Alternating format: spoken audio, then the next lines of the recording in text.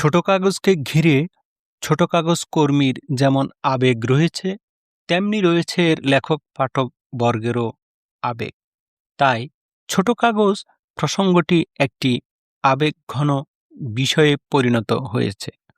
স্বাধীনতা উত্তর বাংলাদেশের ছোট কাগজ কল্লোল যুগের মতো কোনো তীব্র আন্দোলন গড়ে তুলতে পেরেছে কিনা এ নিয়ে বিস্তর আলোচনা হতে পারে।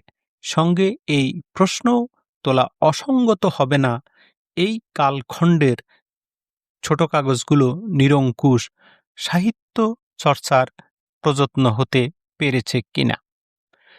প্রশ্ন উত্থাপনের যৌক্তিক এবং সঙ্গত কারণ রয়েছে। ছোট কাগজ কর্মী ও এর লেখকেরা ছোট কাগজকে সাহিত্যের সূতিকাগার বলে প্রায় দাবি করেন। তাদের দাবির